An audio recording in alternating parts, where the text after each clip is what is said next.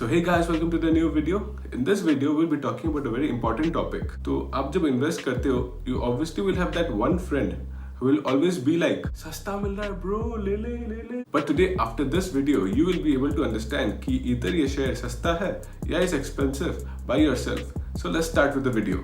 So we can understand that a share महंगा है या सस्ता है by one thing that is known as the PE ratio. तो ये PE ratio होता क्या है?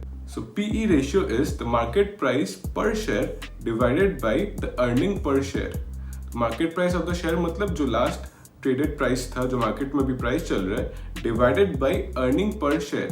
Earning per share क्या होता है कि एक share अगर आपके पास है, उस share से आपको earning कितना होगा, right? So the data here हम देख सकते हैं market price of Reliance is 2146 and the earning per share EPS is 45. Now if you divide it, then you get the value of 46. अब देख सकते हो यहाँ पे the PE ratio is 46. So ये 46 का meaning क्या है?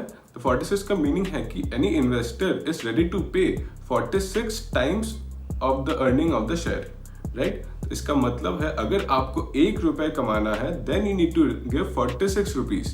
तो 46 rupees आप दोगे तो आपको 1 rupees earning होगा in this current market price. समझ गए आप? So now the question of the hour is, क्या हम ये 46 को पढ़ के हम बोल सकते हैं is this expensive or is this cheap?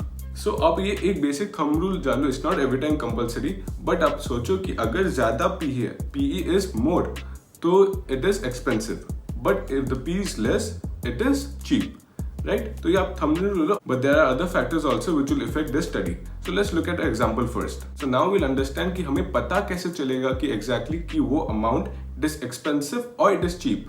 So for that you need to compare it with its peers. Peers मतलब उस same industry में दूसरे जो companies है उनके साथ आप compare करो कि उनका PE कितना है, right? ये हो गया first rule. The second rule is that आप उस company का PE compare with the entire industry का PE, right? तो first rule उसके peers के साथ compare करो and the second rule आप उसके पूरा industry के साथ compare करो, right? So now let's look at an example. तो आप यहाँ पे देख सकते हो, आप open ICICI bank and you can see उसका PE है 31, right? And industry PE is 14. तो 14 है इंडस्ट्री का PE and his PE is 31. तो आप बोल सकते हो कि ICICI bank is very expensive compare to his PE, right?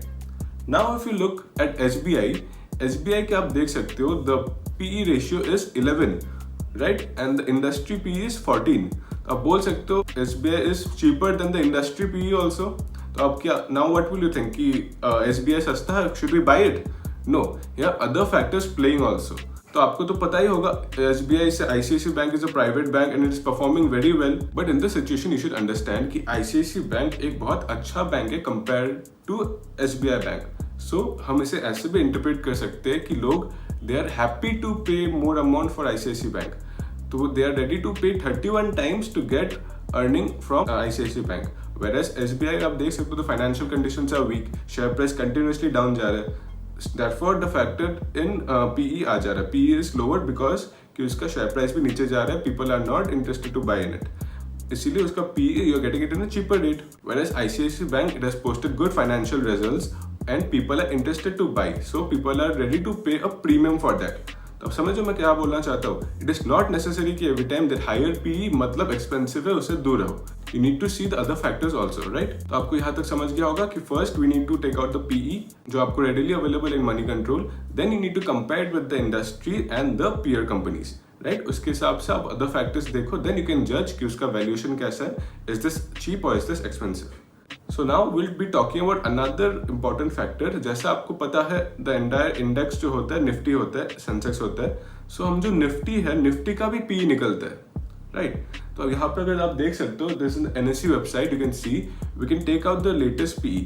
So latest PE of Nifty is now 29.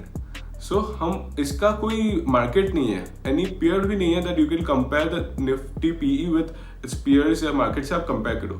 So how will we decide that the entire market मतलब entire index it is overvalued, it is cheap, क्या चल रहा है? Is it expensive or is it cheap? So here according to study you can see that 20 से above अगर Nifty है it is considered to be expensive and below 15 है then it is considered to be cheap. सो अभी आप देख सकते हो the Nifty is 29, then you should understand that you should be little cautious while purchasing. ऐसा नहीं है कि आप बिना you sell out everything and come take out the money out, but you need to be cautious while trading, right. And one more thing, अगर आप Moneycontrol के side पे देखोगे देयर आर 2 PEs। एक PE होगा आपका trailing PE and the other one is the estimated data के साथ PE। The trailing PE will give you the previous जो फाइनेंशियल ईयर है, जो प्रीवियस 12 मंथ्स है उसके डेटा के हिसाब से आपको PE निकाल के देगा, and the other is the estimated data के हिसाब से आपको PE निकाल के देगा। Both you can use for comparison, there is no harm. So the conclusion क्या निकला यहाँ पे, PE आप जब निकालो, PE is a very good indicator to understand कि वो शेयर इज एक्सपेंसिव और it is cheap. And the other is that जब आप PE निकालो, try to compare it with peers, फिर आप इंडस्ट्री के साथ कंपेयर करो, then you see the external factors कि जैसे ये कंपनी इज इट उसका हाई PE है because it's a very good company, उसका गुडविल अच्छा है, परफॉर्मेंस इज गुड, और कि ऐसे बिकॉज ऑफ ओवर वैल्यूएशन उसका PE इंक्रीज हो गया। यू नीड टू जज that also, then you can understand कि ये इधर सस्ता मिल रहा है और it is cheap, right. So is it expensive और it is cheap. So that's all for today. I hope you like the video. अगर आपने यहाँ तक देख लिया then please to hit the like button, and if you yet not subscribe then please to subscribe. मिलते हैं आपको अगले वीडियो पे। इतना अच्छा है बिकॉज उसका अर्निंग इतना अच्छा है